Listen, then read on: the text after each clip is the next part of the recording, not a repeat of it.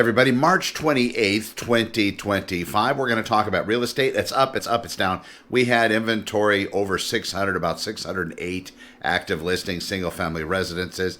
These are going to include townhomes and condominiums as well. This was only 2 weeks ago, and here we are about to close out March, and now that number's down to 583. We're going to see this continue to change, but there is some good news out there for real estate buyers that haven't been able to save for their down payment nor closing costs.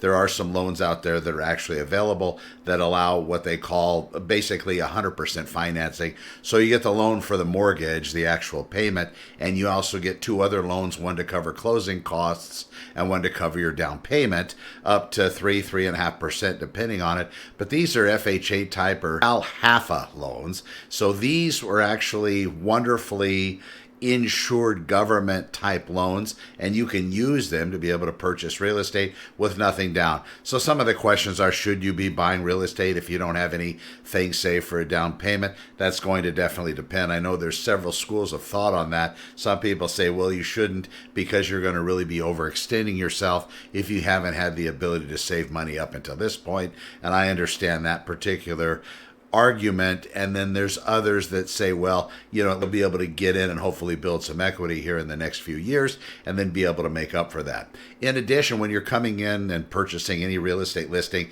that is less than 20% down, you're going to be paying property mortgage insurance. That's a few $100s depending on price amount and other factors per month in addition to your payment. So first suggestion, definitely get out there and talk to a local lender so they can explain to you that process and exactly what your out-of-pocket expenses are going to be every month with your payment.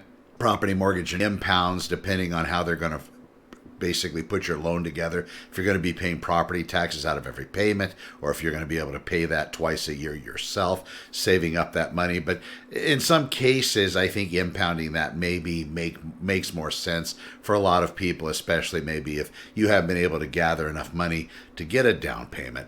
Now, these other two loans, the closing cost loan and also the down payment loan, those are going to be somewhere, they're based on very simple interest. So 1% is going to be that interest rate, which is incredible. And those actually don't have to be paid back until you get ready to sell that residence. So it's not like that's part of your payment, but it does cover those two things. So check that out. I did put some information at Santa Clarita openhouses.com. It is a real thing. It's not a grant program that's going to run out with the first 50 people that use it. It's not.